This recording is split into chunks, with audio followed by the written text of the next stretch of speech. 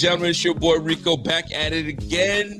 Welcome to another edition of the Rico Report brought to you by you know who, the Buffalo Fanatics. We here, we now, we get ready to it. It's Tuesday night, and you know who I'll be joined by just a little bit, talk some football. But folks, how does it feel for the Bills, your Bills, to be 8-4 and in the run right now to go for a run and try to make some noise and maybe kind of make the Patriots kind of scoot on over? You don't have the AFC East put to bed just yet, right? Let's just go right to the end. We still got to face one another. We still got some matchups, but I'm going to be real. The Patriots look mighty, mighty good against the Giants. I ain't going to cap.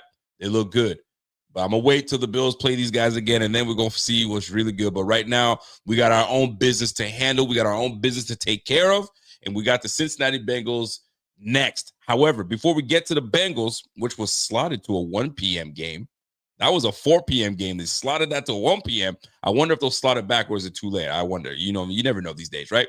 But before we get into the Bengals, we got to take care of business. We got to put the nail in the coffin on the Pittsburgh Steelers, and it seems like the Pittsburgh Steelers fans are putting a nail in a coffin in that season, in their head coach. They're ready to just clear the whole building, including the great Mike Tomlin. The disrespect.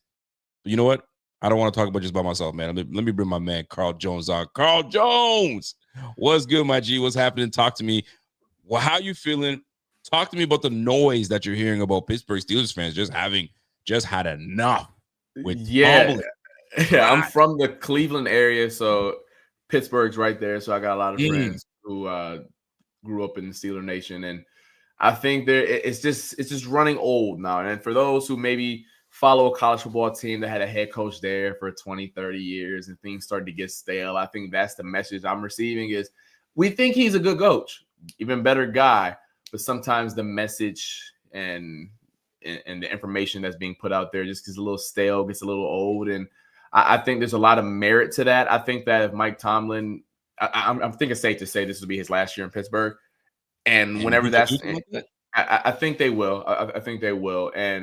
But I don't think he'll be down for very long. I think it could be a Mike Vrabel situation where take a year off, go around the league a little bit, see what you want, and then take a job where he can find his Drake May like Mike Vrabel did. So, it was funny a lot of my colleagues were at that game, and they said the fact that they chanted Fire Tomlin louder than anything else they did that game was very telling. That's crazy to me. I'm a fan of Mike Tomlin, and I think it's because, you know what I'm saying, like there's a aura about the head coach. But you're right, sometimes a message can go stale. All the Mike Tomlin isms, they probably go, yo, we heard that already, bro. We got it. We heard you already, bro. Like, I need more. But like, not all of it is on him. It's just like and I'm a big believer in coaches coach, players play. At the end of the day, the players perform on the field. And right now, they're not performing. But it is also his unit. His unit has to perform. So what's missing in this whole situation is his quarterback. He hadn't had a quarterback. You got a 40-plus-year-old Aaron Rodgers. You had a Russell Wilson, and then he hasn't had a quarterback.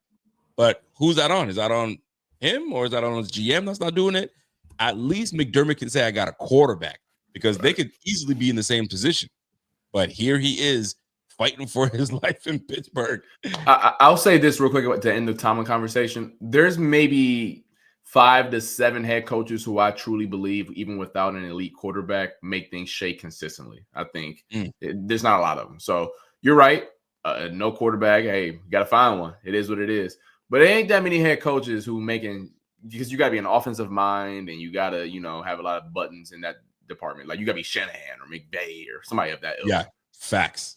Big facts. I'll tell you this though, but is before you came through and started being with the Bills, I truly believe, and there's some fans that do believe this. If Doug Whaley, the former GM for the Bills, found his quarterback, he'd most likely still be GM to this day. Because this guy knew talent, he knew how to build it, he knew how to take some risks in here. Now, was he? A little too frugal with the money? A little bit. But had he found his quarterback, I truly believe he might still be around. But it is what it is. The business, you got to perform. If you don't perform, you're out of here. So let's talk about performances. Speaking of performances, the defense freaking performed. Did I see it coming? Yes and no. It was one of those things where like I'm not sure.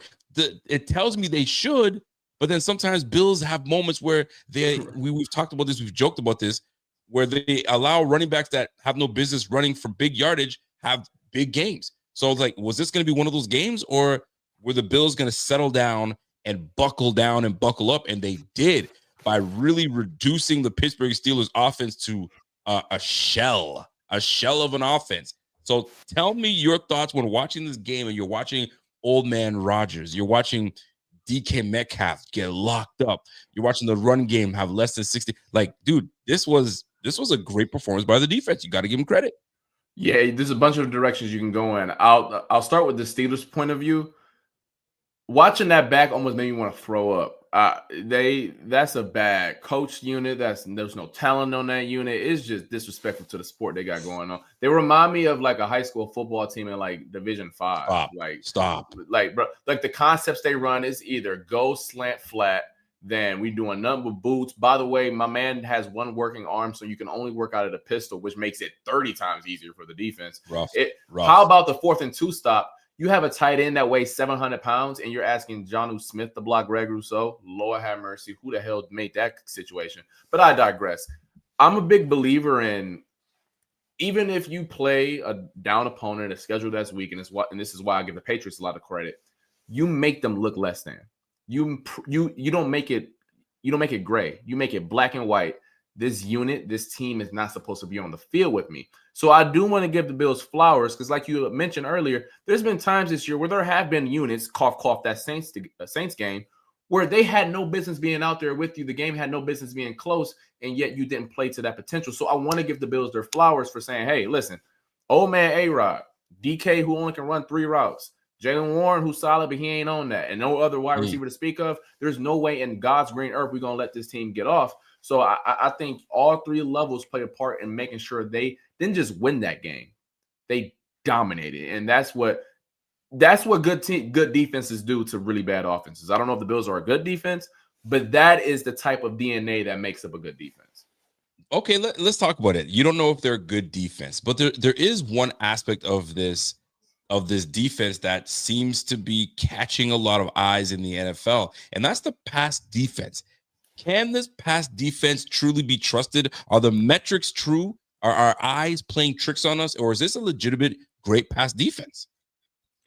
I wouldn't say great, because I think once we get to the postseason and everyone has great coaching in the postseason, like this won't be a situation where like, oh my gosh, McDermott can outcoach X, Y, and Z.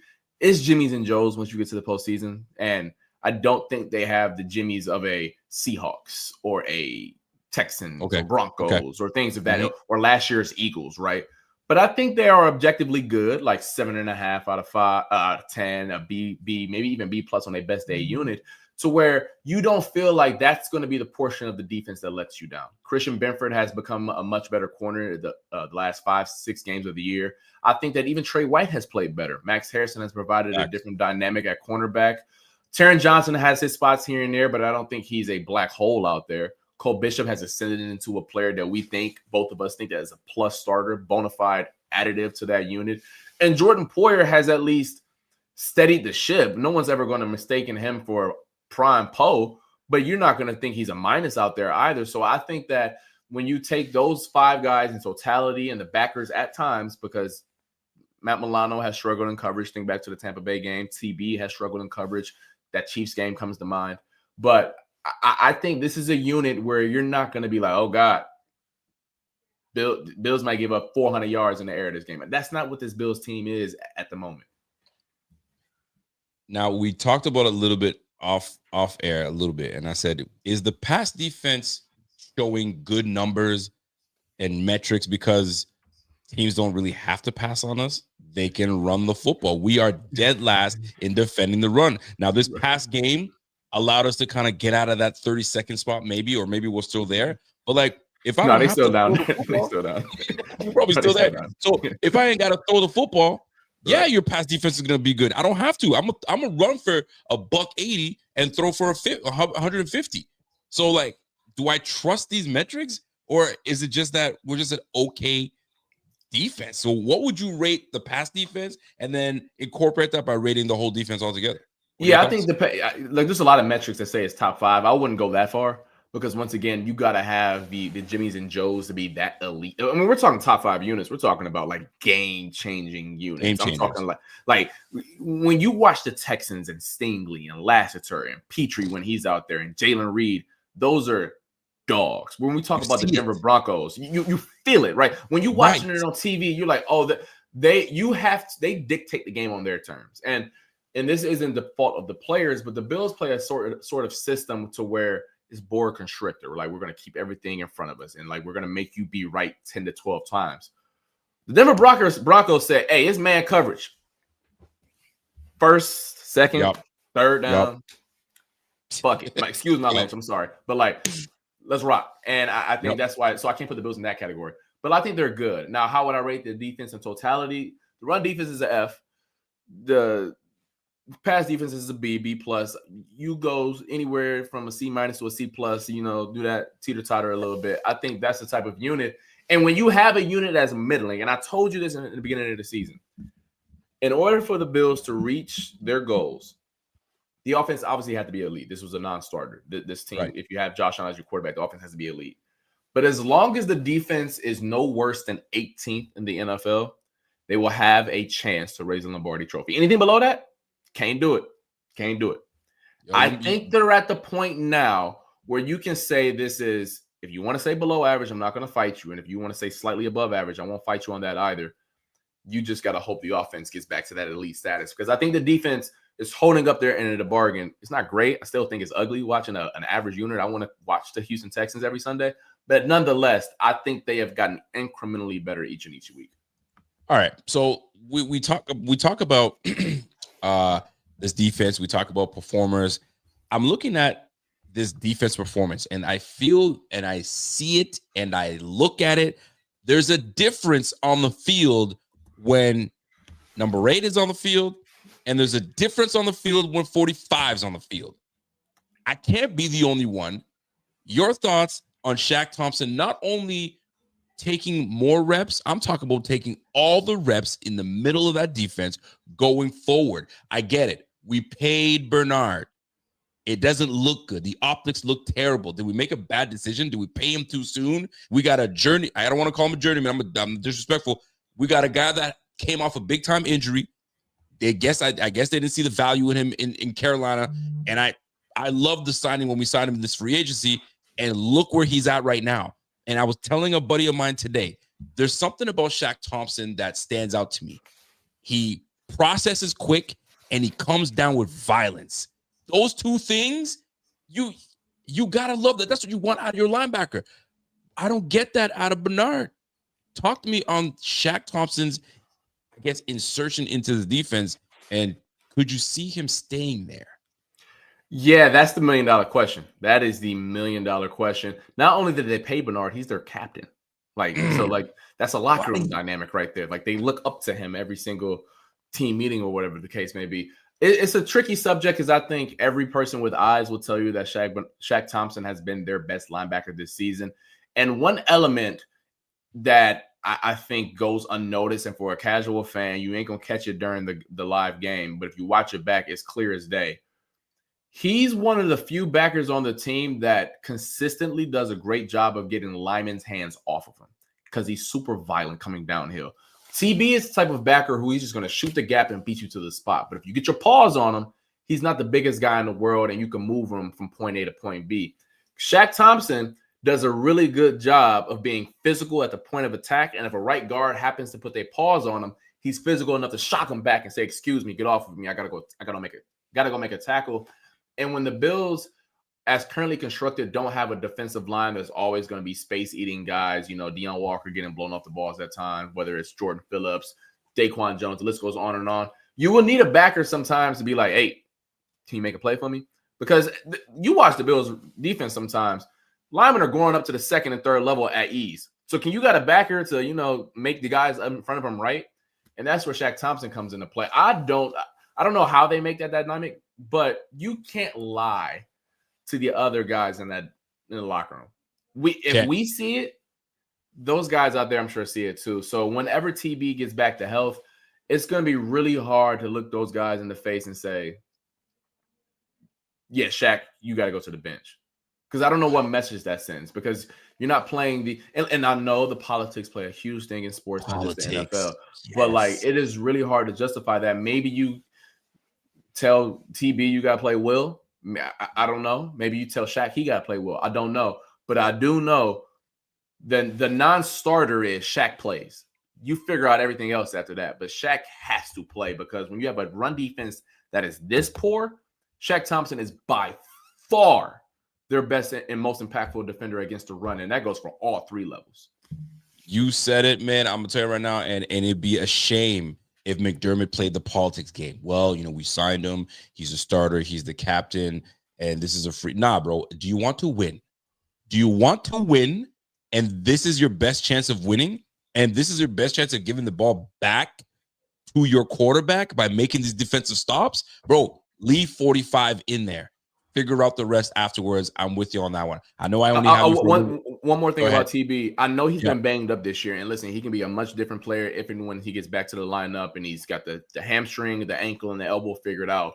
But there is nothing that we've seen since week 1 that suggests that is a player that needs to play over Shaq Thompson. That's all I'll say. Thank you very much. I'm so glad you clarified that. By the way, I got a little love being shown your way. My man, Len Robster, Money Mitch comes in and says, yo, Carl Jones, my man. It's a great day to be a Buck guy. How you feeling about Indiana?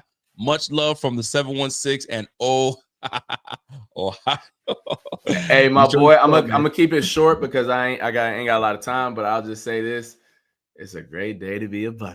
Hey, OH, mother effing IO. All right, listen, I got two topics that I want to hit, and I'm gonna let you get out of here. So, real quick, your thoughts on the two bookend tackles. Alec Anderson on the right side. Who would have thought that he was going to get that start? And then you got my man Ryan Vandermark. These boys anchored the right and left side and led the Bills offense to almost 250 yards. Are you kidding me? Talk to me. Yeah, man. I mean, the offensive line, especially those two guys, it was super impressive how they were just moving guys from point A to point B. And I'm not going to dive into the nitty gritty of like the exact concepts that they ran. But for those at home, a lot of times you watch offensive linemen, you're seeing pullers, you're seeing motion, you're seeing misdirection and eye candy and all that good jazz. For about 30 plays, it was either weak left or duo downhill. There was none fancy. There wasn't nothing to help those guys out. It says, can you look that brother in that face across from you and move him from point A to point B? Every single play. And that's what was so cool to see, because when you got backup linemen in the game, you're more concerned about the pass game. So if you are able to limit their exposure in that department and just get downhill and slow down at TJ Watt and slow down at Nick Herbig and a Cam Hayward and an Alex Highsmith, that is, we want to give Joe Brady credit for not being hard-headed and just leaning into what he knows will be their best pathway to victory. Aaron Cromer for getting those boys ready. And then, as you know me, the most credit goes to the men in their arena, Ryan Vandermark and Alec Anderson. Yeah, hell of a job. Listen, last one for me. Benford is starting to get a lot of love right now. Benford openly admitted, I want to be that guy. Where your dog goes, I go. He's emerging. He's getting back in the groove. I know he didn't have the greatest start to the season, but it seems that he's found his footing. I, for one, am not ready to say he back. I'm not there because I know who's coming next week. So I'm not ready to jump on that. But your thoughts on the assignment that he may draw with Jamar Chase coming to town. How do you think he fares in that? And does that make him, if he shuts him down or at least slows down Jamar Chase, can we now say, okay, that he's that dude? He's lockdown corner. Talk to me. That's a really loaded question. Okay, hold on. I know. Let me backtrack it a little bit. I talked to Benford earlier this season, maybe even preseason, just about like, hey, when are you going to start traveling? And he goes, I did it a little bit last year and just, some matchups based and yada, yada, yada. But he said, we're going to do a lot more this year. Believe that. And he's done it. Now, players get away from him because Bill's living this so much shell and zone world that he don't go into the slot. But when they break the huddle, and just giving you guys some inside football here, when they break the huddle, Benford will follow the team's receiver one. Now, he ain't going to follow him if they motion across or line up in the slot. But if Jamar Chase breaks to the right, so will Christian Benford. Now, you're asking for this weekend in terms of Sunday. The Bills don't ask their corners to live on islands too often. They don't. And when once again, I don't want to bore anyone with the ins and outs and the nitty gritty of how football works from a schematic point of view. The Bills give their corners a lot of help. They live in a lot of too high shells, and the corners are off. So it is very rare that Christian Benford is going to be one-on-one on an island with Jamar Chase or even T. Higgins for that matter. There are going to be situations on 3rd and 5 where, like, hey, I need you to win. I need you to have inside leverage because you will have help right over top. Or, hey, I need you to stay outside because I got low hole help right there in the form of either a safety or a linebacker. So if you're asking for my matchup with Jamar Chase going to line up in a slot a lot. Y'all see Chase now. This ain't Chase from like 5 years ago. This ain't Chase from the Super Bowl year where he only lined up on the outside. Chase will be in the slot. His ass will be in the backfield at outside, left and right. You best believe they're going to find that matchup with Taron Johnson as well as Max Harrison. T. Higgins ain't no slouch either. I'm super excited, though. I think Benford is a good corner. I will never put him in that conversation with Surtain or Stingley. I think those guys are definitively the top two. I think Christian Gonzalez, I think, is maybe not on that tier, but he's nipping at the buzz right below him because those guys have much harder assignments. They got no help, and it's just follow guys all over the damn field and let's play ball. I watched the Texans play. I think Stingley has been targeted once in 2 games. The Bills didn't target him once. Bills targeted him once, incompletion, the Gabe Davis drop, remember that? And then he got targeted at the end of the game in the Colts game, PBU to end it. So he don't get a lot of love. I say all this to say, you know me, I love cornerback receiver matchups. I don't think the Bills are going to give him the opportunity to do it. I don't think so. Like I know McDermott, and I've talked off air with some times about some of the DBs. There are going to be 5 to 6 times where Chase and Benford are lined up one-on-one on some, like, I got no help. We're about to find out. We're about to find out. All right, listen, you got to go. I appreciate your time. And Ohio, listen, you got some love from my man Money Mitch. Appreciate you. We already know what time it is, man. We're going everything Carl Jones. Go ahead and visit that man. That brother's got to get out of here. I don't want to keep him. Appreciate your time. We're going to do it again next week, baby. Yes, sir. Hey, and by the way, my Buckeyes take on Indiana. And hold on, real quick, I see some people be questioning my affinity for my football. Let me make this abundantly clear. Syracuse gave me $300,000. They will always be my love. Make that clear. These motherfuckers gave me a scholarship to play football. But I was born in the state of Ohio to follow the greatest college football team in the history of football. So don't get it twisted. I'm one of the few people who are legally allowed to have 2 wives. I got 1 wife and 2 wives. Deal with it. Love y'all. Be safe. And that's how you exit. That's how you exit. My man Carl Jones, I always know he's gonna come with a slick exit, and he doesn't disappoint. He never disappoints. So shout out to my guy, Mr. Carl Jones himself, the Triple OG, doing his thing, man. Listen, I appreciate always having Carl on, even if it's for 10 minutes, 15 minutes. And we built a nice little friendship over time. So we've got a chance to chit chat with one another. So that's my dude, man, right there. All right. Listen, a few more things that I do want to tackle on this last game that we just had. Question for you guys. Was this game against the Pittsburgh Steelers impressive? And did it move you? I know the anticipation play in a Pittsburgh Steelers game, you just never know what's going to take place. The same way that we didn't know what was going to take place with the Atlanta Falcons. It was a little bit of uncertainty. Did we know they had a good running back? Yeah, of course, right? There was a little bit of uncertainty facing the Houston Texans. We're like, okay, we know, you know what I'm saying? They have a good pass rush. We tend to have issues playing against the Houston Texans. So we were on the fence. We weren't sure. This was just going to be one of those games. This Pittsburgh Steelers games, although the numbers were there, they didn't have a great passing defense. Their passing run defense wasn't fantastic. So, like, did it impress you that the Bills beat the Pittsburgh Steelers? And now that the game is over and how they beat them, does it still hold weight? So I started asking myself that. I was like, well, when you looked at the game, it really didn't do anything for me. It didn't. I liked how we won, but did it do anything for me? Are the Pittsburgh Steelers an actual bad team? I mean, I was looking at the games that they played prior, right? Obviously, they losing to the Chargers. They lost to the Chargers 25-10. Then they beat on the Bengals 34-12.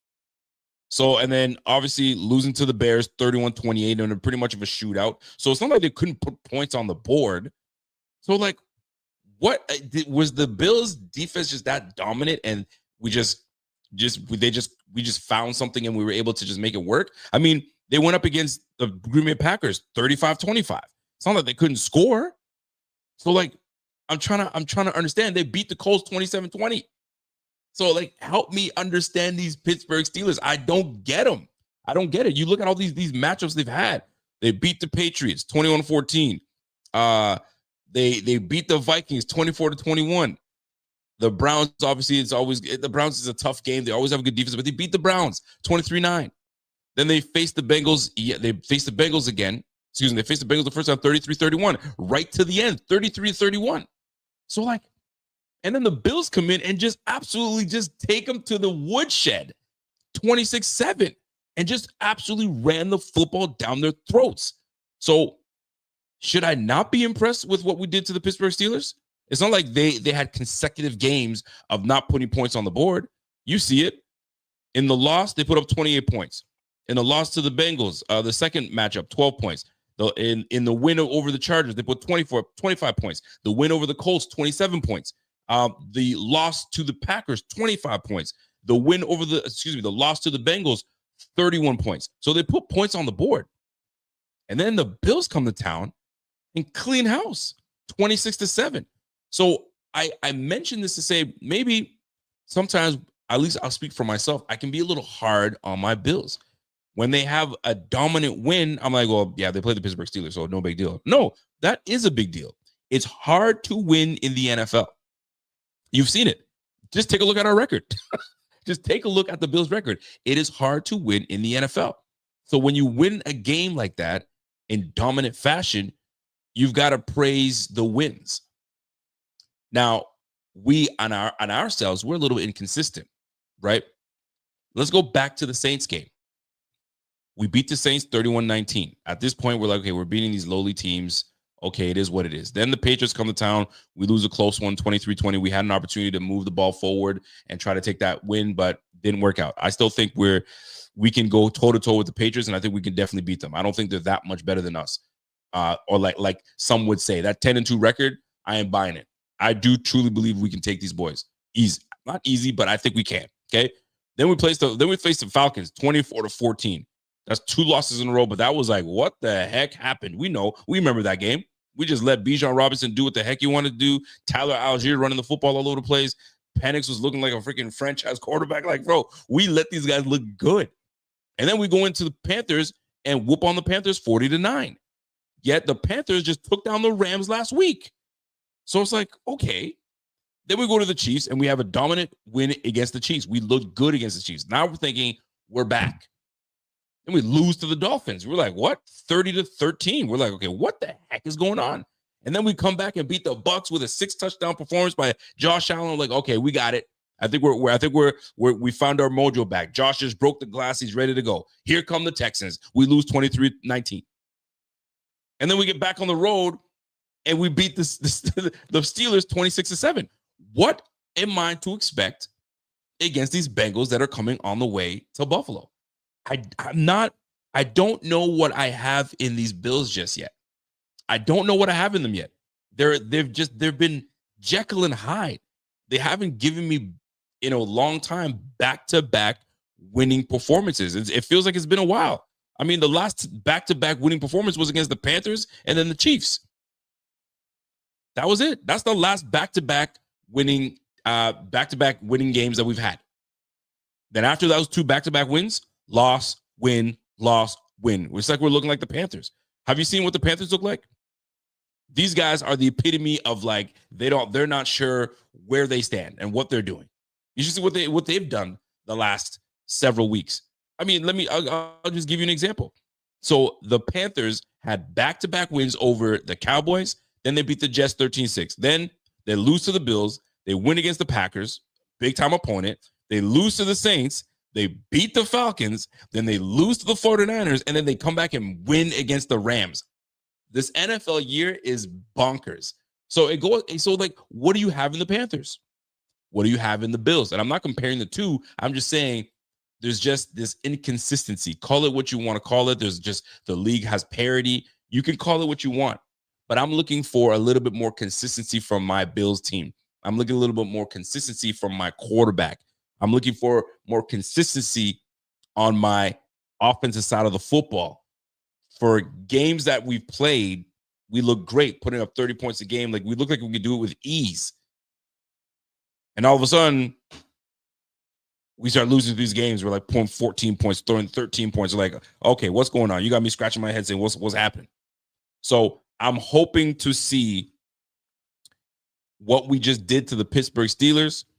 I'm hoping to see a glimpse of that defensively against the Cincinnati Bengals. But I don't want to get into the Bengals just yet. We will wait until Friday so we can get to our preview game. But I am 100% looking forward to seeing what they bring to the table. It'll be fun to see these Bengals come. I'll tell you right now, man. Jamar Chase does scare me. He should scare everybody. This guy, he just feels like he's an unstoppable receiver. You can double team him. You can bracket him.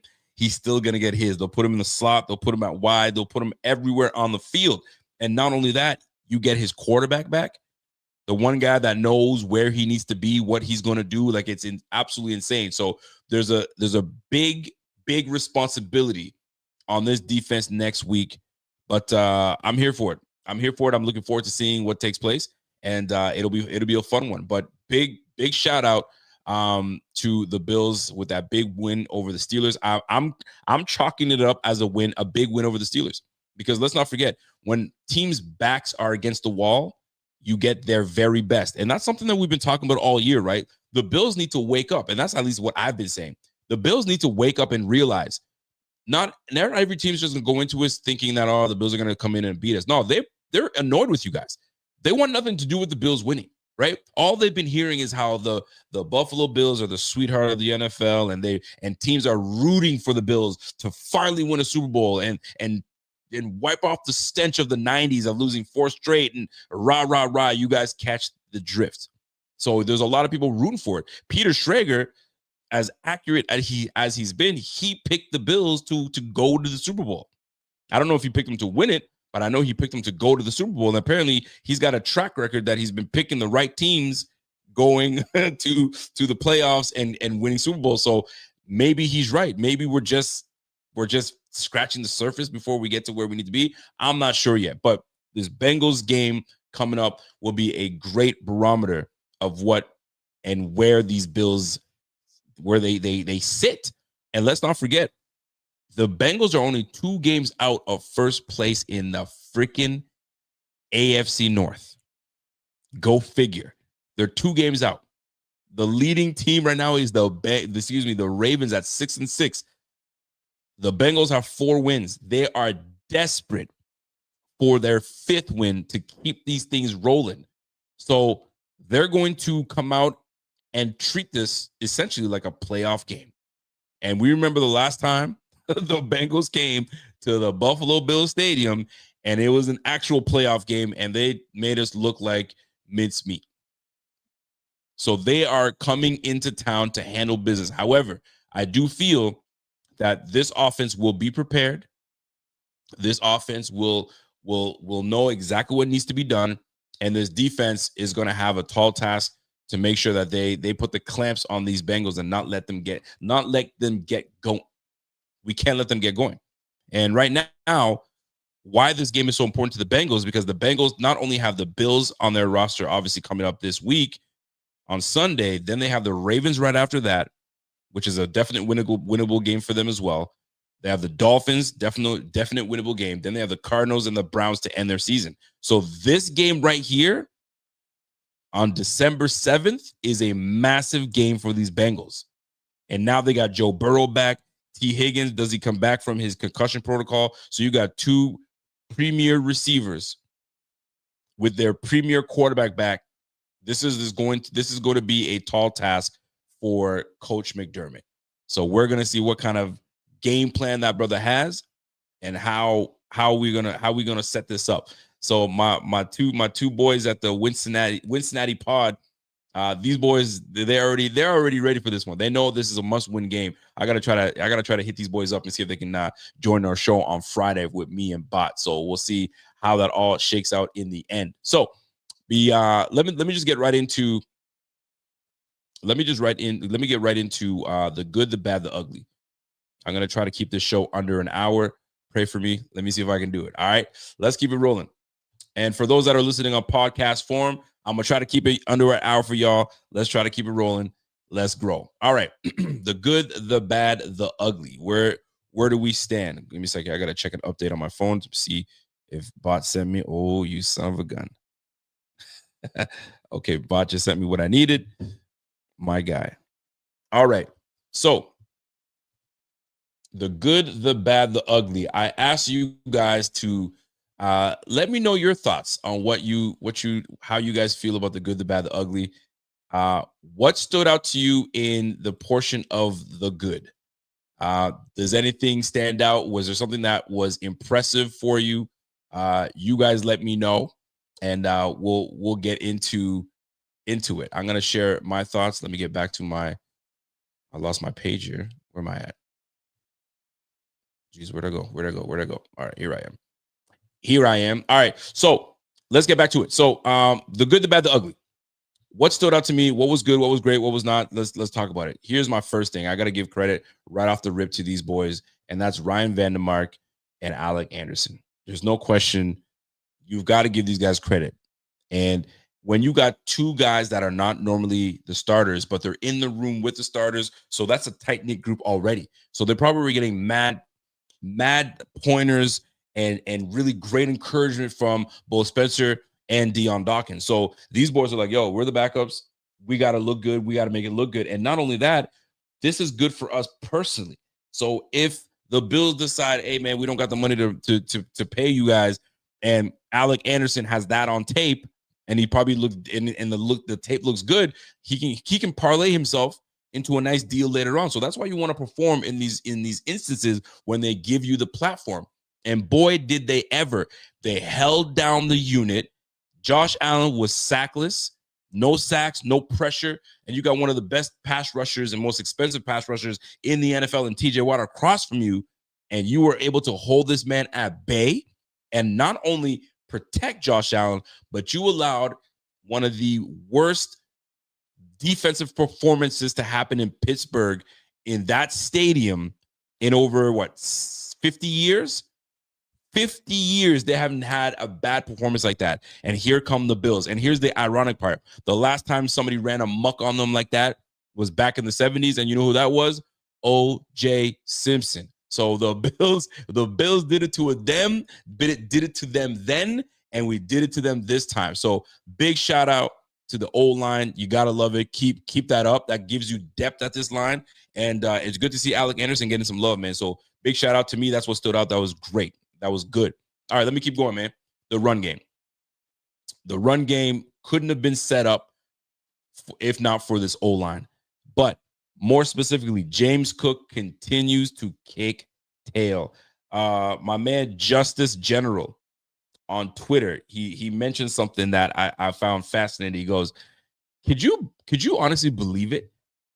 The Bills not only didn't go and pursue receiver one, but they were tinkering and playing in James Cook's face, ready to tell him, we ain't paying you. And this brother was going to hold out until he got paid. Could you imagine if they stood still and hung tight and didn't pay James Cook? We would have been receiver one less and a top premier back sitting saying, pay me or I'm not playing. Boy, would we have put a lot of weight and pressure on Josh Allen. Thank goodness Brandon Beane came to his senses and said, all right, man, all right, listen, what do you want? 15? I got you. 15 mil. Let's get this thing rolling. And right now, it feels as though James Cook is the only guy earning the money that all these new guys got in their contracts, right? There was a moment where it's like, man, like, who's going to earn their money? Is it going to be Benford? Is it going to be Rousseau? Who's it going to be? Is it going to be Khalil Shakir? Like, everyone got paid, but nobody was performing to the level of what they got paid, except for James Cook. And he's earned every single red cent. So big shout out to James Cook and the run game. This brother just continues to kill it, man. Listen, I've said it before. I'm going to say it again, man. I apologize. I did not understand how good your game was. I love it. And I'll eat my words, man. That brother is running the ball extremely well. My man Walter says James Cook's going to go over 130 on them. The Bengals won't stop him. And if that's the case, let him go for 200.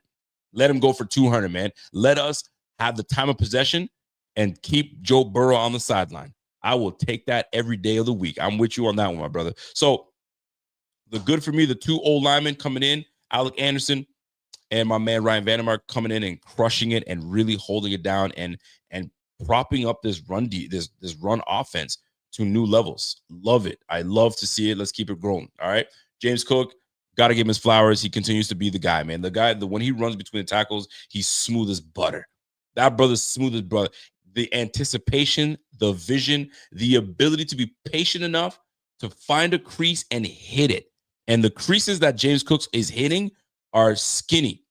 And if you don't hit that hole immediately, it closes and you're done for. So the fact that he's using his anticipatory skills, is able to sliver through, elite backs know how to do that. And that's that. You got to give that guy credit. He's been doing a fantastic job. Let's keep that up. Let's keep that up. All right, let me keep with the good, man. I know you guys are not going to want to hear about it, but I got to give some credit to Mr. Joe Brady.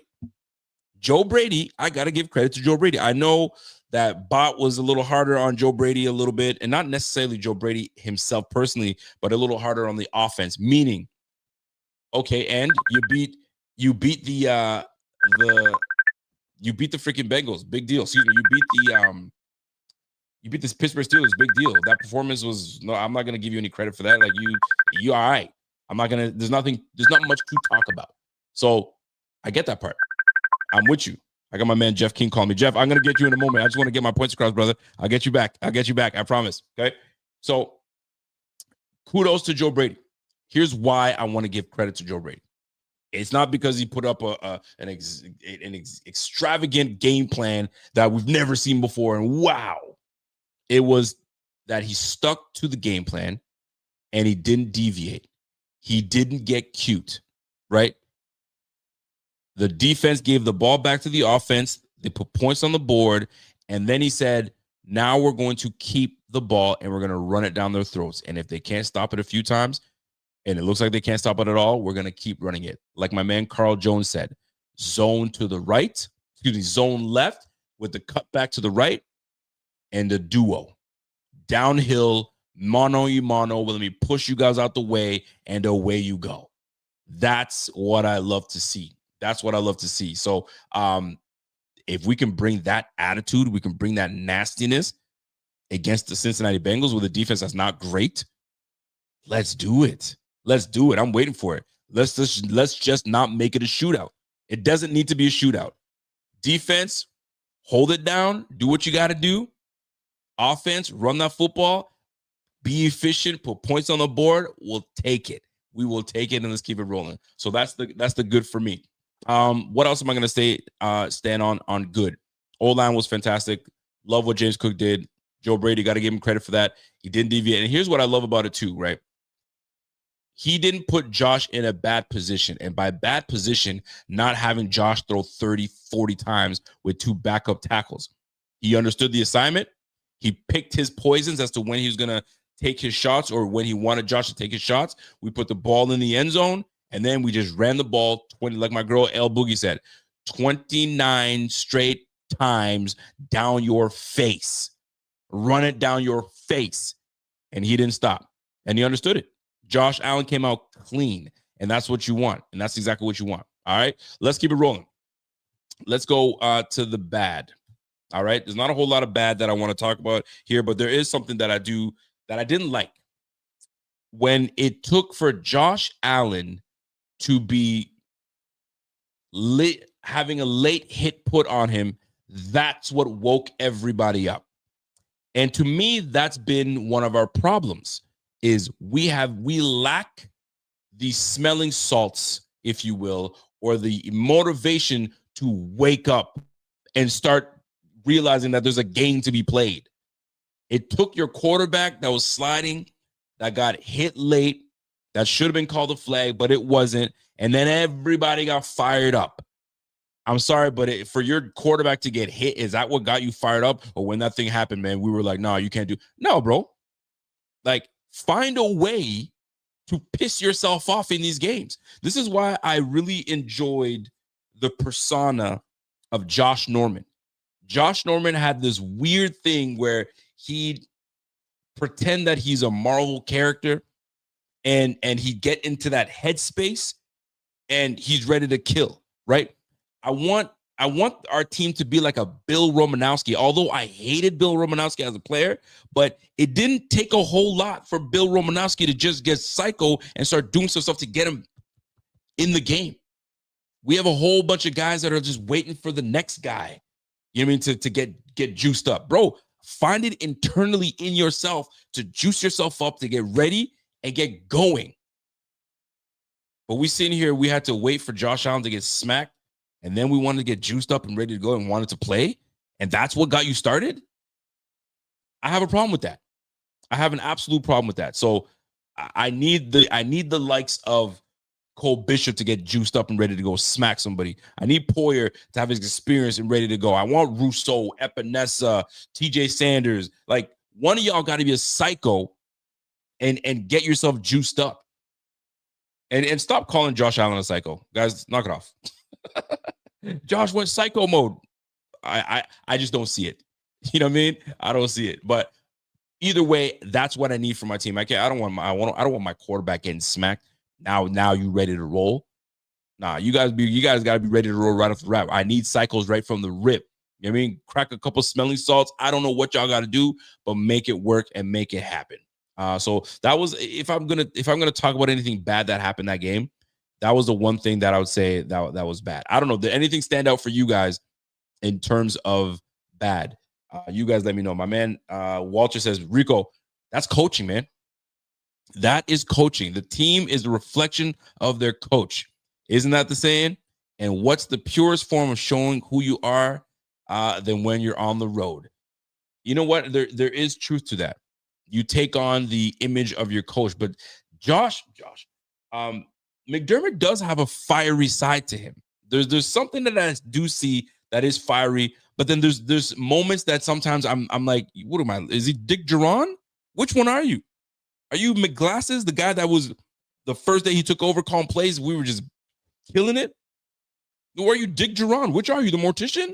Like, I need more juice. If you look at Vrabel, bro, you can already tell that team takes on the image of Vrabel. They take on the image of Vrabel. So now, does it all turn that way? I couldn't tell you. I don't know. Do you take on the image of the team? Is there any truth to that? I think there is some truth to it.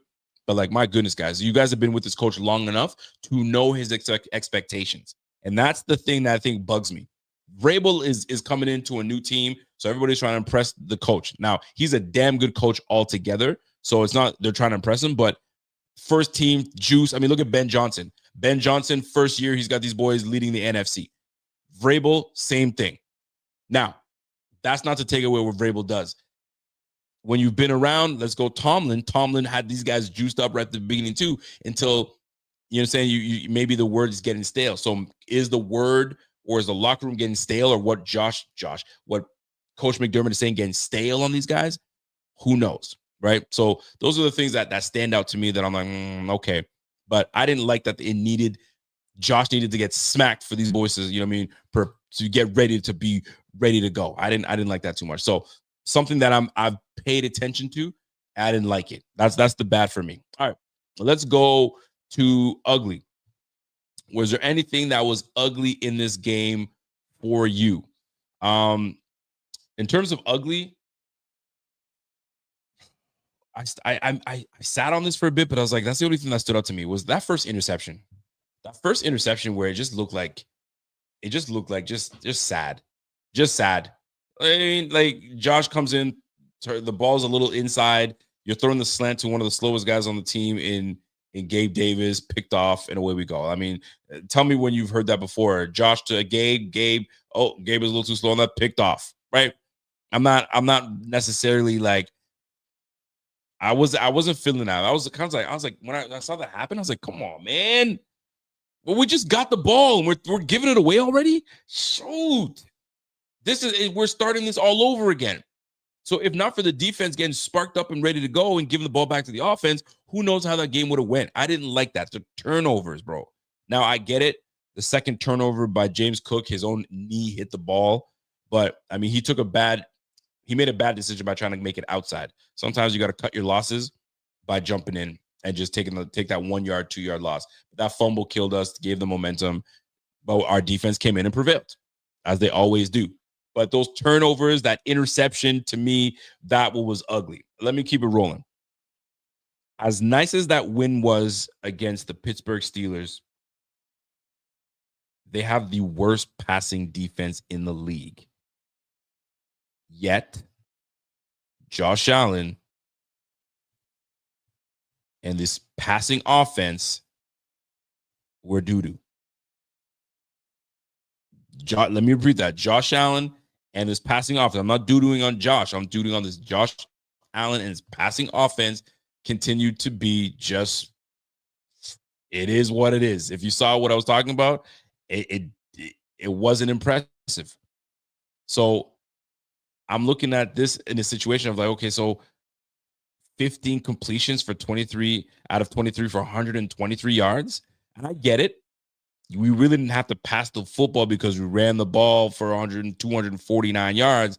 But there were some moments where you're like, man, like we should definitely be better. We should be able to throw. It wasn't like it was raining. It was just a little bit of wind. I've seen Josh throw for 300 yards and a little bit of wind. So this passing offense is still a problem for me. That's why I'm not all the way sold on this team and the record that they have. 8-4 is fantastic. I'm glad we're 8-4. But like, what are we going to look like with an offense that can actually pass, that has two receivers that can go?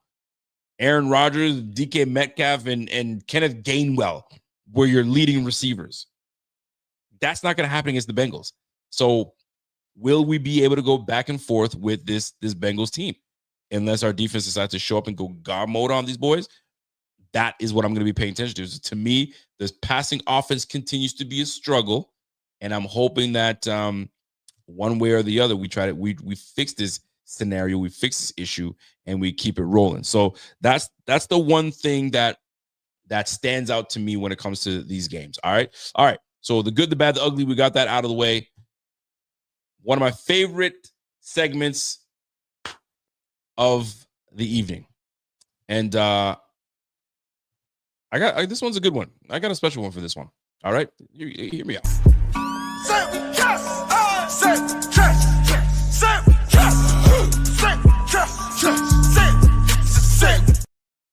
This segment of Milk Carton Candidate, this goes to a player that has gone missing. And you're probably wondering, Rico, where are you going with this? Well, this player happens to not be on the Buffalo Bills. This player happens to be receiver for the Pittsburgh Steelers in DK Metcalf.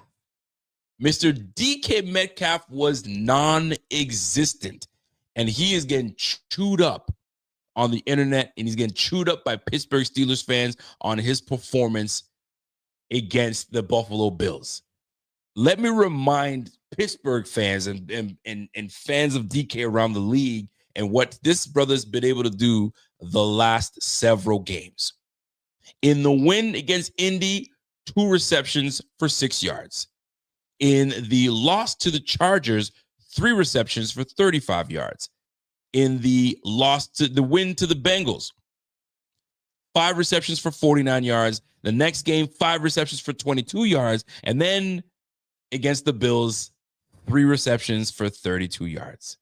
Ladies and gentlemen, where you at, DK? DK, bro, they paid you a lot of money to go out there to Pittsburgh. They moved on from George Pickens for you, thinking that something was going to take place. So Bills fans are probably wondering, whoa, what is this? Has nothing to do with the Bills? No, it does. Because it seems as though Christian Benford has emerged. Groin is completely healthy. He's now taking the role saying, you know what? Damn all this. Stay on one side. I want that number 1 receiver. And that brother went over to DK and said, where you at? Oh, he's over there? I'm on him. And we all know DK can be quite a bit of a bully, but there was no bullying this time. My man was on DK all game. Wherever DK went, he was right on him and silenced that brother. DK, what's going on, fam? You checked out? What's happening? Milk carton candidate, where you at? APB alert. They're looking for you. They are looking for you. Where's your game at, man? They need something from DK. And DK out here messing around. DK out here acting like he don't know. Well, y'all gonna figure it out. Y'all gotta figure it out. Because if you don't, not only are you gonna get your coach fired, they're probably gonna clean house in Pittsburgh. So before they do that, show up for your team, my guy. They're waiting for you. Show up for your team, DK. Ooh, wait. Milk carton candidate missing in action. DK Metcalf. Side note, watch him end up getting traded to Buffalo next year. Welcome to Buffalo, DK. But if as of right now, it ain't happening. Silence. But the biggest thing out of all this is the fact that Christian Benford has almost taken on a new identity to say, you know what? Gone are the days where I'm just going to stick on this side. I want the next guy. I want the toughest guy on the squad. So is he going to have a test next week? So the question is, which one will you decide to cling on to? T. Higgins or Jamar Chase? I suggest Jamar, and that will solidify to me where I place you because I like Benford. Benford's he's one of my favorite players on this Bills team. There's a demeanor about Benford that I like. When he talks on camera, you know what I'm saying? He's a guy of very little words. He's not a talky guy. He's just about his business. He's about his action. I like that about him. So this would solidify my love for Christian Benford if he goes out there and contains Jamar. You don't really stop Jamar, but you contain Jamar. So if he can come in and contain Jamar, let's roll. Now, the other issue is we got to take care of T. Higgins. T. Higgins, I hope you don't try to, try to go off on the other side. So hopefully that's where Max Harrison comes in, or maybe Trey White has seemed to have his legs underneath him. It seems like things are working out. This pass defense apparently is supposed to be number one in the game, 168 yards per game. So if we can apply that to these Bengals this upcoming Sunday, I'll take it. I'll take it all day. I'll take it every day. All right. Now, before I get out of here, I got one more thing to touch on. And that is, and I've said it before and I got to say it again. The addition and inserting of Shaq Thompson into this defense is something that has to be discussed, and it has to be discussed internally. Let's look at this defense. Let's look at what this defense looks like with Shaq Thompson in it and what the defense looks like without Shaq Thompson. And it looks fantastic with him in it. I've said it before. I'm going to say it again. The way Shaq Thompson plays this position is with violence, and he processes quickly. The tape showed it. There were multiple occasions where I would see him and Milano in the backfield, and he'd be reacting to a play way sooner than Milano would. And he'd be at point of contact right before Milano got there. Those things show.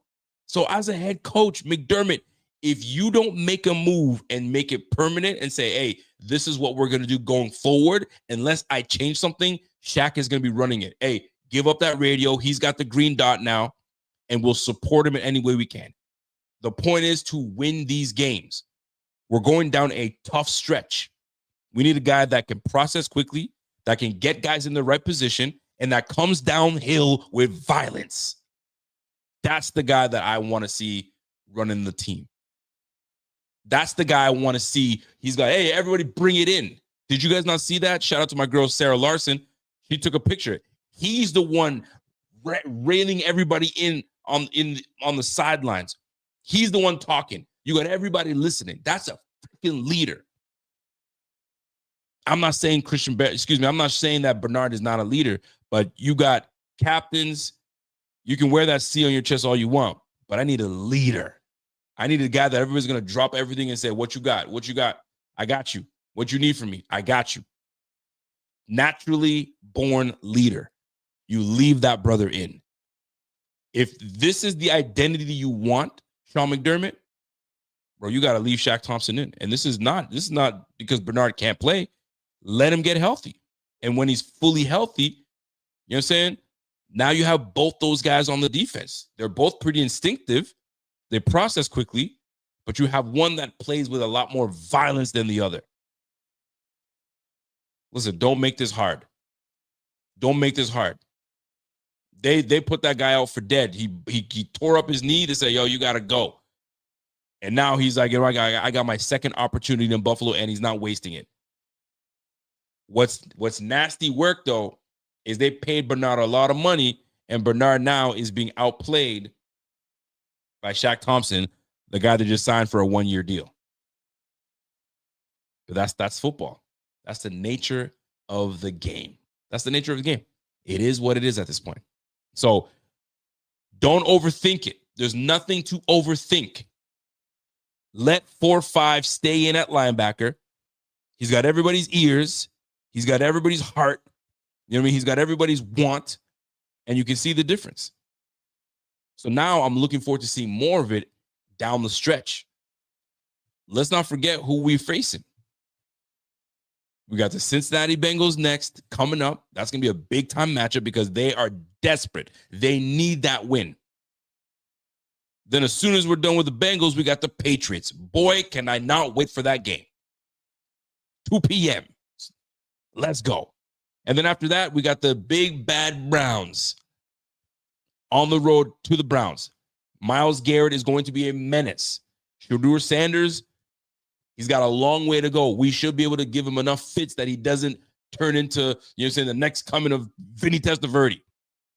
And then we got the Eagles. The Eagles, we don't know what's going on with the Eagles. So guess what I'm trying to get to you folks? We have an ability to run this mother effing table, get our lick back against the Patriots, and just maybe, if they falter just one time, we regain the East. We regain the East. They got 2 wins. Listen, that win was impressive. Good for them. They got the win last night, against the Giants. They're 11-2. Then they got a bye week. So by the time that the Bills face them, we're going to be ready to play ball. Now, does it look more favorable for them? Absolutely. But we ain't done yet. We ain't done yet. This is the NFL. There's a lot of stuff that can go down. The Patriots right now, they got the Bills after, so they go on a bye, so they'll be preparing for us. They got 2 weeks to prepare, so we have to keep that in mind. Then they got the Ravens right after that. Then they got the Jets following, and the Jets seem to have a little bit of juice. You know what I mean? Aaron Glenn and Tyrod Taylor may have found something. A.D. Mitchell doing his thing. And then you got the Dolphins. And the Dolphins are on a quiet run right now. If you haven't been paying attention to the Dolphins as of right now are on what, a 4-game win streak? They're on a 3-game win streak. The Dolphins are doing all right, and they got the Jets next. They took the Bills down. They got the Commanders. They took down the Saints, and now here come the Jets, and now they got the Steelers after that. Steelers might be cooked. The Steelers might be cooked. I'm just saying. All right. My man said, nah, brother, the East is gone, just like my Chiefs. but that ain't the goal. The East might be gone. The East might be gone. I'm just saying, there's always a chance. There's always a chance. There's always a chance. All right. I know Jeff King. I'm never gonna forget Jeff King. Appreciate that. I'm just gonna try to get all my obligations out, and then we'll get it cracking. So let's look at this Thursday night game coming up. You know what I mean? You know, we gotta do the sleeper talk. Sleeper talk always. We gotta get into that. So let me share my screen real quick, and then we can go look at the standings and what it looks like for these Bills, and then I told myself I'll try to keep it under an hour. So am I respecting myself here? Am I not? We'll find out. Let's see. No, that's the wrong one. Let me oh, that is the right one. Detroit versus is it the Dallas Cowboys in Detroit? Ooh, that's a good Thursday night game. That's a good Thursday night game. All right. Let me share my screen for y'all real quick so we get this thing cracking. And but before I do, you guys already know what time it is, man. If you guys have not download the Sleeper app, go ahead and download the Sleeper app. The season's almost over. If your fantasy team is not doing well, shame on you. I just squeaked a win. I just got my win, just over the hump of my win, by the way, for fantasy. I needed Keyshawn Butte to give me 13 points, and that brother gave me 13 points on the nose with a touchdown, and I needed one more reception, and I won by 0.97. I needed that win. Now I'm comfortable. I got one more week to kind of solidify myself for the playoff run, and your boy made the playoffs, bro. I was on a bad skid. You guys heard me. I was like on a 3 or 4 game losing streak. Now I've regained myself, and I'm on a 3-game winning streak. I'm gonna make it into a 4-game, solidify myself for the playoffs, and then get slaughtered. But it's fantasy football. You just never know. You just never know. So if you guys have not gotten your free entry of $20, man, dude, do it. What are you waiting for, man? Got a 100% match up to $100. Use the BF code BF25, man. What are y'all slipping for, man? All right, so let's get right into it, man. What do I got for you guys? Well, it's a Thursday nighter.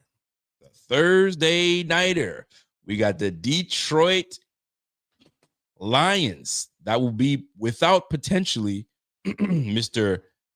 Amon-Ra St. Brown against the red-hot Dallas Cowboys. Here's what I got. Dak Prescott, passing touchdown. You best believe he's going to have a freebie. I'm going to take that freebie, passing yards. CD Lamb, 24.5 longest reception. Dak Prescott and that offense, they love to go deep. They will. There's no way he doesn't get a 24-yard reception. That's just that's a no-brainer. Give me that all day. And by the way, Jamar Gibbs, 72.5 rushing yards. Now, this is a tricky one because this is not the old Dallas Cowboys. Now you got Clark, you got Quinnen Williams in there, Overshown's back. Like, that defense is a little different now. But I believe in Jahmyr Gibbs. I think Jahmyr Gibbs is the real deal. I really do. I really like. So give me Jahmyr Gibbs over 72.5 rushing yards. Give me CD Lamb at over 24.5 longest reception, right? Over that amount. And then lastly, I got the freebie. I'm never going to pass up free. Nobody ever pass. Free is nothing you should ever pass up. I'm just going to tell you that right now. Never pass up free. So that's what I'll take. If you guys enjoyed that, appreciate you guys very much. So it's very simple to go get your free $20, man. Get in there, and we're hooking you up. And use our code BF25. You'll get up to $100 match on your first deposit. All right. And terms and conditions always apply. So see Sleeper's terms for use and details. Currently operational in over 25 states. Check out Sleeper today. All right, folks. Let me get right back to it. Jeff King, if you are there, my friend, go ahead and give us a shout when you are ready. If you're still here, my brother. And let me just make sure that I'm going to make sure that I let him know that I'm here. And let me see, did I keep myself under an hour, guys? I told myself I was going to try to keep myself under an hour. And did I respect myself? No, I did not respect myself. What is new? I always try to kind of keep it at a buck, but you guys, when I get to talking football, man, I get to talking, boy. My man J-Mo can step in. We know Amon-Ra is the truth. We're gonna find out. I know a lot of people have been wondering, what's J-Mo about? Can he step up and be the number one guy if Amon-Ra goes down? We shall see. Another conversation that I've been having with some folks that I gotta get into is like the players that we've paid. Would you guys say that Khalil Shakir is earning the money that we paid him? Would you guys say that Greg Rousseau is earning the money this year that we paid him? Is Christian Benford earning the money that we paid him? I'm just curious. Terrell Bernard, is he earning it? Let me know. I've been talking about that. I just haven't been sure. I don't know. Maybe we overpaid these guys and we paid them too soon. We just fell in love with our homegrown drafted. So those are the things that stand out to me, right? what it is. All right. Let me get the super chat real quick. I'm going to get my man Jeff King on the phone. Jeff King, give me a second here. I'm just going to read this super chat from my guy Season Beast, then we'll get it going. He says, Season Beast says, it's my birthday, and I just want a shout out from Rico. I would love to go live with you again sometime soon. Golly, it's your birthday and you doing the super chatting, bro. You should have never done that, man. You should have just spammed me in the comment section. I would have read that thing, man. Happy birthday to my guy Season Beast. And yes, we will do. I'm gonna bring you on a segment, and we could do a segment together and do it up because we've done it a couple times now. So we got to bring you back on, man. Happy birthday, man. How old are you? 41? 41, 42, 43? Are you a young man? Are you 32? You guys let me know, man. All right. I appreciate you, Season Beast. I appreciate you very much. Don't think that I'm just glossing over that super chat. It's appreciative. All right. You guys have your hard-earned money. You ain't got to do nothing like that to me. And the fact that you guys do it is much appreciated. That being said, I got my guy Jeff King on the line. Jeff King, what's up? Fuck that. Let them spend their fucking money, man. Fuck all that shit. Hold on. Happy birthday, whatever the gentleman's name was. Happy birthday to him, man. Whatever his name is. Happy birthday, Steven. What'd you call it? Stephen Beast? Seasoned Beast. Seasoned Beast. All right. Well, happy birthday, Seasoned Beast. There you go. Seasoned Beast. You get a happy birthday shout out from my guy Jeff King. Jeff King in the building. What's going on, man? Talk to me. What's on your mind? What's happening, brother? How we doing, man? I'm great. I'm fantastic. Hi, I'm blessed, my man. You know what I mean? The good Lord has us breathing, walking. You can't complain. We could be in a hospital bed right this second, but we're not. We're here chatting, and I'm great. How about you, my man? I'm doing good, buddy. You know, great Thanksgiving. We brought Dad home for the day, and it was nice, man. It was nice. So it's all good, man. Let me shout out to your listeners there. I hope they all had a happy Thanksgiving, them and their families, and I hope they enjoyed it, man. Jeff King, talk to me. What's on your mind, baby? I'm just, you know, you're talking. You know, you're talking about Shaq there, Shaq. Shaq Thompson, talk to me. Are we? Yeah, are you not feeling that? Oh, fuck yeah, man! Absolutely. Are you kidding me? You know, it's the guys play, man. Here, like I said in the chat, he's at the end of the road, man. He knows this is his last fucking shot. I'm taking advantage of it, and he is, man. That's a great him, Bosa. You know. As much as I can't stand Bean at times, these are probably two of the best freaking pickups he ever made, to be quite honest with you. Because both of them, in comparison to our Von Miller trade there, which is a fucking complete debacle, are fantastic, man. They're fantastic. You know, problem is it a band? Well, obviously it's a Band-Aid because they're both older. Yeah. I'm actually looking up if they how can old make Shaq Thompson is. I'm trying to find out how old he is. He's 31 years old. I believe 31. Yeah. Yep, I was going to say, I thought at least 31. Mm-hmm. So, but, you know, they're playing way above their head right now, which is fantastic for the Buffalo Bills. It's, you know, how long does this continue, though, bro? I mean, we get plagued by the fucking injury bug every goddamn week, man. And I just keep waiting for the other shoe to fall, man. So let me ask you. I'm happy. Go ahead. When you're watching the Pittsburgh game, because I was trying to figure out, should I be impressed with this? I don't want to use the word impressed, but should I be like thrilled about this win that we had against the Pittsburgh Steelers in terms of their performance against them and how they beat them? Or was this just a bad team? Did we catch them on a bad day? I'm trying to make myself understand, but then I'm like, they can score. They can put points on the board. Maybe this just was a game that we were just like, enough's enough. We got to show that we can beat these guys, and we came in and we had a better game plan. And we just outcoached them. And sometimes that happens, and I have to accept that. Instead of me looking for, well, we just beat a bad team. And I don't want to be that guy. Like, we beat a good team. That's a good team. But am I tripping? Is that not a good team? No, you're not tripping, bro. I mean, the outcoaching thing, I mean, I got a real problem with fucking McDermott right now. So I'm not going to get into that bag. I don't want to piss anybody off. I'm not, it's my own opinion. The out-coaching that's a reach, okay? But, you know, anytime where OJ comes into the conversation on a positive note for the Bills, hell yeah, we did all right. Yeah. We did good, okay? No, I think the players stepped up is what happened. They did their freaking job. They said enough of this fucking shit. and you went against a defense that they spent $195 million on. They're supposed to be the premier defense in the league. You spent a lot of money. Literally spent $195 million on his defense. That's craziness. On what? Jalen Ramsey and bro, listen, my man, what's his name? Said it the best. TJ Watt said it the best. They ran the same fucking play. They did. For 12 times in a row. And ran it right down our throat. So what does that say, man? You know, you have again, talent doesn't make everything, man. Cohesion does.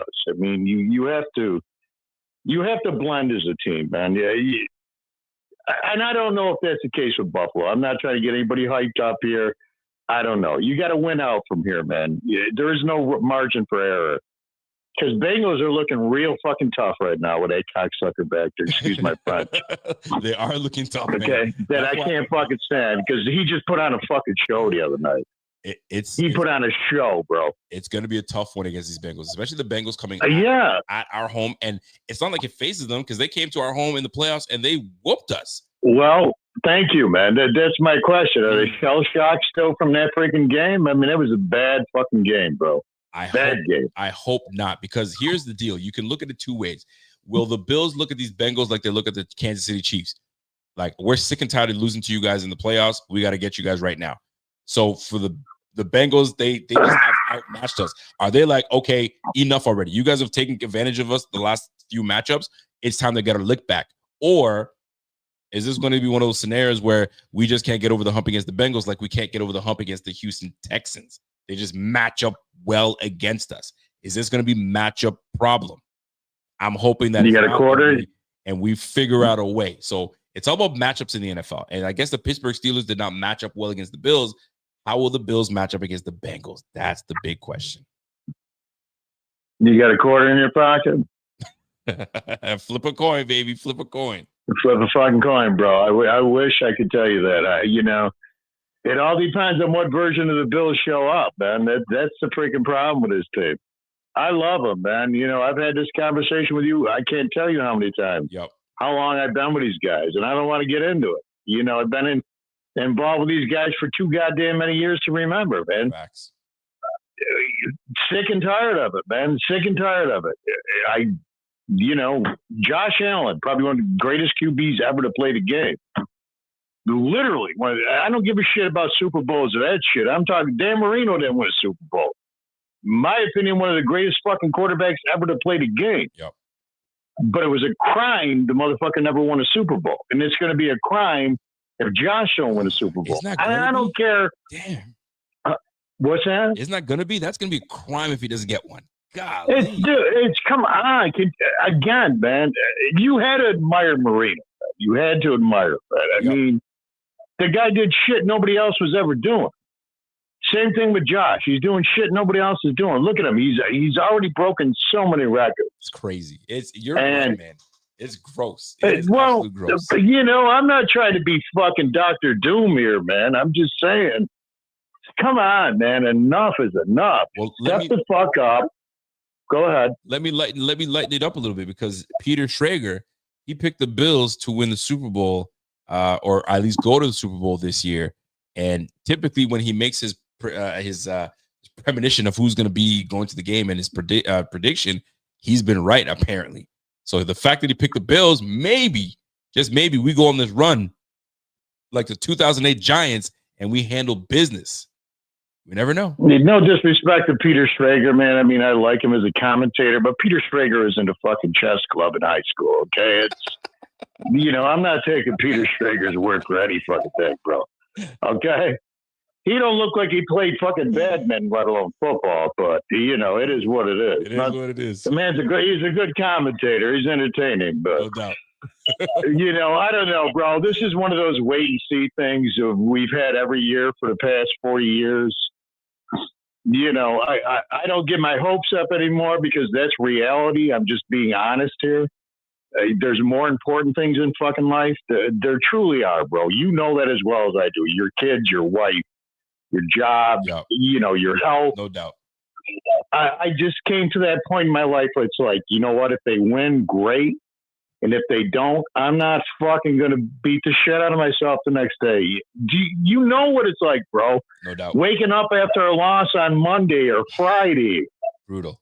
You know, it sucks, man. And you just got to get to that point where it's like, it's going to be what it's going to be. And that's it. No, that's it, man. So my best advice to these people on this show right now, and I mean no disrespect. Yep. Enjoy this opportunity, man. Enjoy this opportunity to watch greatness, because that quarterback we have, that's greatness, man. No doubt. You will not fucking see that again. Crazy. Listen to me on this, man. You will not see this fucking shit again for probably 10 to 15 years after he's gone, man. You won't. So enjoy it. It's so sad that you say it that way too, because it's like we're probably not. It's reality, bro. It's reality. He's what we'd call generational talent. Yes, it's just reality. Man. Crazy. Kansas City Chiefs, when Mahomes retires, you be going back to being shit. Absolutely. We're actually lucky to be watching some good football. Some good football with some good quarterbacks, because when quarterbacks are bad, oh boy, it's rough. Oh, so, you know, come on, though. It is rough. I'll tell you that. I don't even want to get into names because I don't want to disrespect the people who are playing the game, because they're doing something they love and they're making a better living than I am. Yeah, but you name it, brother. You name it. My point is to Bills fans out here, man, enjoy this. Just take it with a grain of salt. Be happy that you're healthy, your kids are healthy, your family's healthy, that you still have them with you. But take it with a grain of salt, man, and don't fucking get down on shit. Big respect. Just enjoy it. Big respect to my guy, Jeff King. Jeff King, before you get out of here, I got a super chat actually for you. My man, Seasoned Beast, comes in and says, I'm sending this one for Jeff King. He's a legend, just the realest talk and no holds barred. Wish I could get someone like him on my podcast. Big shout out to my man, Seasoned Beast, showing you some love. Super chat. Give Seasoned Beast my number, man. I got no problem going on his podcast, but he's got to remember, man, there ain't no sugarcoating it with me. You know, there's no PG rating. It is what it is. But again, a happy birthday to the man. And by all means, Rico, you want to give him my number? By all means, give him my number, man. I got you. I trust you. Listen, I got you, my man. Seasoned Beast, we'll make it happen, baby. Jeff King, listen, enjoy the rest of your evening. Always a pleasure talking to you. You know that. And tell Pops, tell the whole everybody I say what's up. Give a little scruff rub to my man Cash, and we'll catch you later, my man. Listen, bro, the way I always leave with you, my love to you, Jen, and the kids, man. No doubt about it. You be well. Yes, sir. All right, man. All right. That's my guy, Jeff King. Every time I talk to Jeff King, even if it's like on the phone, we'll talk for a bit. Like we actually do talk. For those think that this is just like a once in a while he'll call in and we do. No. This is like we talk, if not daily, every other day, and sometimes even on the phone, like real talk. So like with me personally, this is just a personal thing. Like if I'm locked in with you, I'm locked in with you. Like you're my homie. That's just what it is. I don't do this whole fake nonsense. If I don't rock with you, I don't rock with you. If you were just an acquaintance, you're just an acquaintance. But I actually really talk to y'all. So when I tell you this is love, when you guys comment and I see you guys as like the homies, it's facts. It's true. I have relationships with people outside of this thing. So much respect to my guy, Jeff King. Much respect to Seasoned Beast. We'll make that whole thing happen, my G. We'll make that whole thing happen. All right. Before I get out of here, I got one last thing. One last thing I got to talk about. One last thing. Cam Hayward. When you went on the mic and you boo-hooed about getting kicked in your little tummy, whammy, my tummy hurts, and Josh Allen, he kicked me in my tummy. Ow, that hurt. I'm telling you, boy, you grown. You are grown. You know how you answer that? You answer that by saying, hey, man, whatever happens in the scrum, it happens in the scrum. You know what I'm saying? I'm going to see Josh again. It's cool. But to get on the microphone and talk about, did he do it on purpose? Yes, he did. Yes, he did. He kicked me in my tummy. It hurt. Boy, I'd be embarrassed. You should be ashamed of yourself to go on microphone and talk about how you got kicked in the tummy. And everybody's trying to find the footage of this whole kicked in the tummy situation and not a damn thing. All we can actually see is you trying to use your weight to get up off of Josh by holding his wrist trying to get up. And he's like, yo, get off of me. What are you doing? Nah. Can't find the footage because there is no footage of him kicking you little tummy wummy. Boy, if you don't cut that nonsense out, you grown. You're a veteran in this game, man. Shame on you. Shame on Cam Hayward. Shame. Can't believe it. And the beautiful part is, Josh is like, I'm on to the next. You have to understand, Josh is as petty as they come. He's a competitor. He don't like losing. He certainly don't like having guys use their weight and getting off him. No, you ain't going to do that to me. And he can be a bit of a D-bag sometimes. He's a trash talker. And defenders don't like that. And then you want to use your weight to get off of him, and then you're going to cry about it to your compadres and the media when you got microphones in your face? Yeah, he did it. Did he do it on purpose? Yeah, he did. Oh, my gosh. If you don't go sit your ass down somewhere, Cam Hayward, shame on your ass, man. Shame. All right, that's my time. I'm at an hour and 26 minutes. I'm 26 minutes over the time I said that I was going to go. And here I am messing around. All right, folks. Y'all have a great one. You guys have a great afternoon, great evening, wherever you guys are from. And we will catch you guys again tomorrow, Wednesday. We need to find out who's hurt, who's not hurt. There's a laundry list of guys that were hurt. We had guys that were on the injury list that we didn't think there was going to be on the injury list. Mr. Palmer. So Josh Palmer may return. Dion Dawkins. Will Dion Dawkins be back? We'll find out. Do we get Spencer Brown back? I doubt it. He's probably out for another week. So it's going to be the Ryan Vandenberg and Dion show? Or will they give these guys 2 weeks to rest and have these guys back for the Patriots? I don't know if I like that one. I don't know if I like that one. I want my guys back ASAP. But we'll soon find out. Ladies and gentlemen, have yourself a fantastic evening. And until next time, it's your boy. And I'm out.